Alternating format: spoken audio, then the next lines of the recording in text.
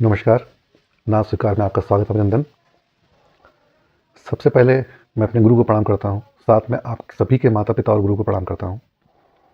आज का विषय है मैं लेकर आया हूँ ऋण, ऋण बंधन अथवा उसको हम दोष के नाम से भी जानते हैं। और ये दोष केवल गिने-चुने दोष नहीं है, जिनको हम पितृदोष या किसी और नाम से भी जानते हैं, अपितु अनजाने में या जानबूझकर की गलतियों के कारण भी कुछ दोष हमारे जीवन में आते हैं। और ये जीवन में आने के बाद क्या परिणाम देते हैं, इन दोषों पे आगे चर्चा करेंगे। अच्छा, कभी-कभी कुछ चार्ट आते हैं जहाँ पर हम देखते हैं कि चार्ट में लगभग सब चीज़ें अच्छी हैं, परंतु जीवन में वो स्थितियाँ नहीं आ पा रही हैं, वो दरवाजे नहीं खुल पा रहे हैं सुख वैभव के अथवा संतान के अथवा विवाह के। तो एक बार इन दोषों से भी अपने आप को जाँचना चाहिए। अच्छा, ग्रह जो हैं वो हमारी हुई गलतियों के बारे में, जो गलतियाँ हम कर चुके हैं उनके बारे में बताते हैं। अनजाने में जो गलतियाँ होती हैं उनसे दोष लगता है, और कभी-कभी ग्रह भी हमसे गलतियाँ करवाते हैं अपने गोचर में आने पे या कुपित अवस्था में हो जाने पे, तो उनसे हुई गलतियों से भी दोष आता है। अच्छा, ये गलतियाँ क्या करती हैं? ये गलतियाँ हमसे हमारा सौभाग्य छीनने की ताकत रखती हैं। और जो कुछ गलतियाँ हैं जो हम प्रारब्ध में लेकर आए हैं अपने साथ, प्रारब्ध मतलब पिछले जन्म से हम जो साथ में लेकर अपने साथ गलतियाँ आए हैं, तो प्रकृति उन गलतियों को का दंड इस जन्म में हमें देती है। और इसके अतिरिक्त अगर आप पुण्य लेकर पिछले जन्म से आ रहे हैं, अपने प्रारब्ध में पुण्य लेकर आए हैं, तो उसके फल भी आपको मिलते हैं, और ये फल आपको पुरस्कार के रूप में मिलते हैं। चलिए दोषों से शुरुआत करते हैं कि क्या दोष उत्पन्न होते हैं। तो देखिए, पहला दोष मैंने इसके बारे में आपको हिंट दिया था अपने पिछले वीडियो में, जहाँ जो वीडियो था लव सेक्शन धोखा। उसमें मैंने आपको बताया था कि चंद्रमा और शुक्र की युति कभी-कभी आपको मल्टीपल पार्टनर दे देती है, और वहाँ पे मल्टीपल पार्टनर देने के बाद में उस समय तो आपको काफ़ी अच्छा लग रहा होता है। इस प्रेजेंट सिनेरियो की बात कर रहा हूँ, अभी तो आपको बड़ा अच्छा लग रहा होता है, लेकिन ये दोष जब बाद में परिणित होता है तो क्या दिक्कतें देता है। तो दोष इस प्रकार है कि प्रेम संबंध बनाए हों पर निभा नहीं पाए हों। यहाँ पे प्रेमी और प्रेमिका दोनों की बात कर रहा हूँ, मतलब लड़का और लड़की दोनों की बात कर रहा हूँ। लड़कियों के द्वारा भी संबंध विच्छेद करना और लड़कों के द्वारा संबंध विच्छेद करना, दोनों स्थितियों की बात हो रही है। प्रेम संबंध बनाए हों और उनको पूरा निभा ना पाए हों। समाज, सोसाइटी इस समय की इसको गलती ना माने, परंतु शुक्र और बृहस्पति इस अवस्था में खराब होते हैं। और शुक्र आपकी गृहस्थी का कारक है और बृहस्पति आपके संतान का कारक है। अगर शुक्र और बृहस्पति खराब होते हैं तो आपकी करी हुई गलतियों से आपका गृहस्थ जीवन अच्छा नहीं जाता, और संतान सुख, कई केसों में संतान होती नहीं, या अगर संतान होती है तो उसका सुख प्राप्त नहीं होता, संतान को कष्ट उठाना पड़ता है। और ऐसी केसों में अक्सर होता है कि वैभव आता है लेकिन आपका शरीर उसको भोगने की अवस्था में नहीं आता। और बृहस्पति जब दंड देता है तो वो क्या करता है, वो आपको अकेला कर देता है। तो मैं इस बार आपको दोषों के साथ में उसके उपाय भी बताता चलता हूँ। अगर मान लीजिए आपने जीवन में ये गलतियाँ हुई हैं आपसे, और तो सबसे पहले जिस स्त्री या पुरुष को आपने धोखा दिया हो, तो उससे क्षमा मांगने का प्रयास कीजिए। अगर ये पॉसिबिलिटी नहीं है तो मंदिर में जाके अपनी क्षमा याचना करिए। क्षमा याचना उत्तम बृहस्पति की निशानी है। और मैंने कहा ना, बृहस्पति जीव कारक है, बच्चे का कारक भी है, तो बच्चे की शिक्षा का इंतजाम करें, अथवा गुप्त रूप से बच्चों की पढ़ाई के लिए दान कर सकते हैं। गाय को चारा खिलाइए और सेवा करिए। इसके अतिरिक्त यदि जिसे धोखा दिया हो उसे उसकी किसी प्रकार की मदद कर सकें तो उत्तम है, अथवा पूजा स्थल बनवाने में मदद करिए, अथवा गुप्त दान कर सकते हैं, करिए। इसके अतिरिक्त जब भी बृहस्पति ग्रह पुष्य नक्षत्र में जाए तो उस केस में अपने गुरु, अगर आपके पास आपके गुरु हैं तो उनसे आशीर्वाद लें। अगर गुरु नहीं है तो अपने टीचर से आशीर्वाद लें। अपने टीचर नहीं है तो मंदिर में पंडित से आशीर्वाद लें। अगर वहाँ भी नहीं जा पाते तो अपने घर के बड़े बुजुर्गों से आशीर्वाद जरूर लें। और सबसे बेहतर है कि आप मंदिर में जाके क्षमा याचना करें प्रभु के सम्मुख। आप दूसरे दोष की बात करते हैं। कभी कभी होता है कि शारीरिक रूप से पति पत्नी सक्षम हैं, स्वस्थ हैं, परंतु फिर भी उन्हें संतान प्राप्त नहीं हो पा रही है। इसके अतिरिक्त संतान प्राप्ति नहीं हो पा रही है, इसके अतिरिक्त घर में पर्याप्त मात्रा में धन तो आता है, परंतु साथ ही साथ कर्ज भी बना रहता है। तो इस दोष के निवारण के लिए सबसे पहले आपको अपना पास्ट टटोलना पड़ेगा।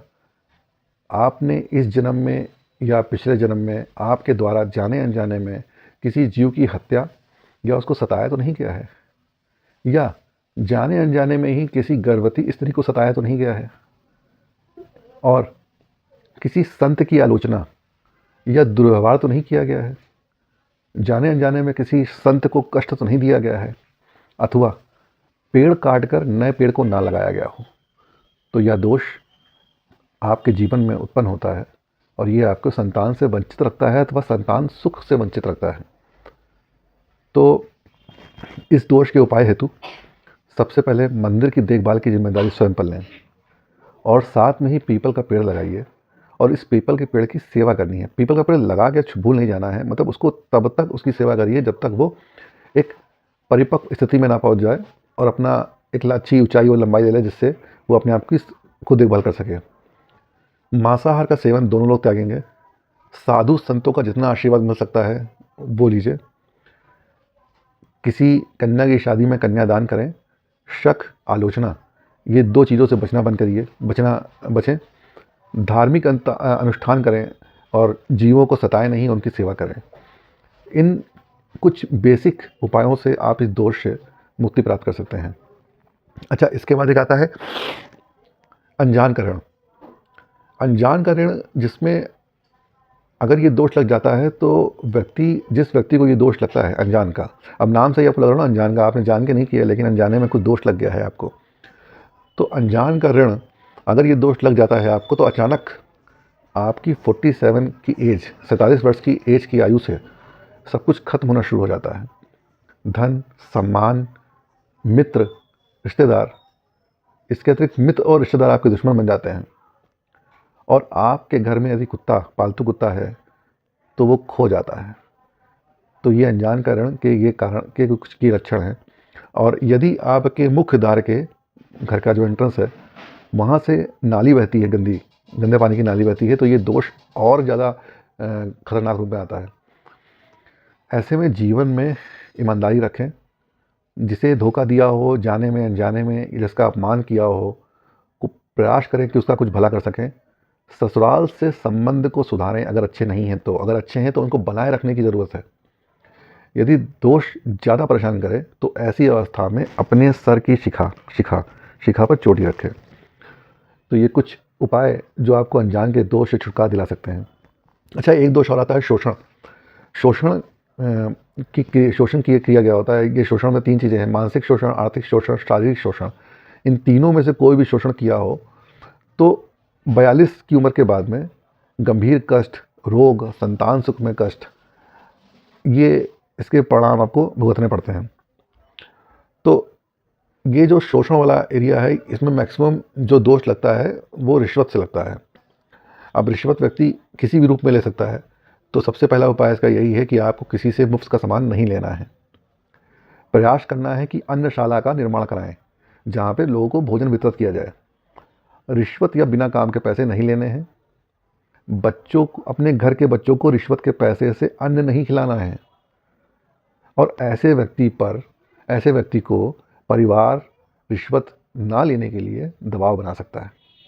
उसको ये दो चीज़ें होती हैं। परिवार की वजह से व्यक्ति रिश्वत लेता है क्योंकि उसे स्टेटस मेंटेन करना होता है, अथवा वो अपनी चाहतों की वजह से रिश्वत लेता है। अगर वो अपनी चाहतों से रिश्वत ले रहा है तो परिवार उस पर ना लेने का दबाव बनाए। यदि वो परिवार की वजह से ले रहा है तो परिवार कृपया करके ऐसे व्यक्ति पर दबाव रिश्वत के लिए ना बनाए। अच्छा, इसके आगे एक दोष आता है जो प्रमुख दोषों में है, निर्दयी दोष। जैसा नाम से ही आपको लग रहा होगा निर्दयी, जहाँ पर दया की उम्मीद ना करिए, ये दोष आपको बख्शेगा नहीं। अच्छा, इस दोष जो लगता है, ये लगता भी शनि के कारण ही है।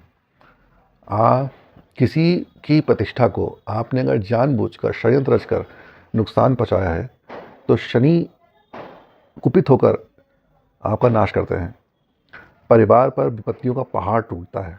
बच्चों का करियर, स्वास्थ्य और बच्चे आग से प्रभावित होते हैं और आपके घर का कोई हिस्सा ढह जाता है।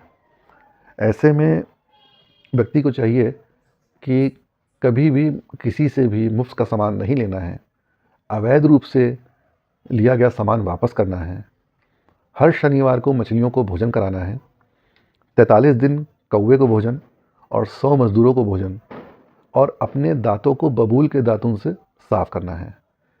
यह दोष तुरंत समाप्त नहीं होता है, परंतु धीरे धीरे करके इस दोष से छुटकारा मिलता है अगर आप ये उपरोक्त उपाय करते हैं तो।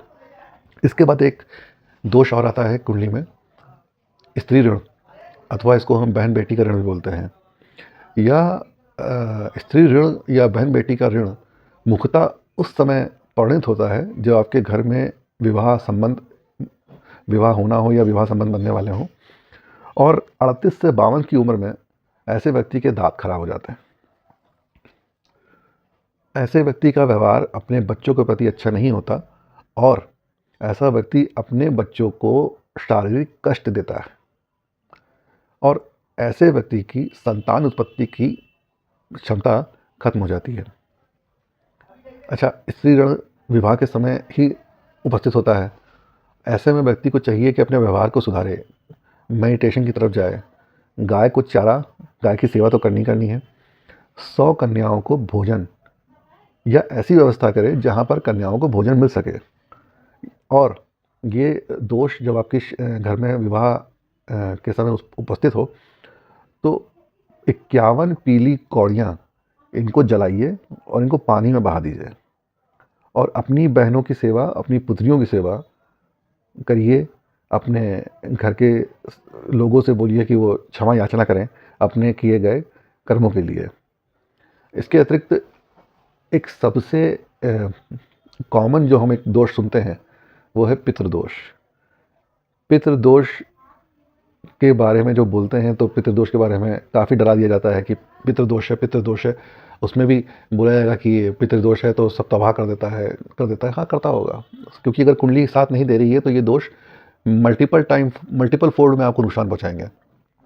तो इस स्थिति में देखें ना कि क्या कर सकते हैं पितृदोष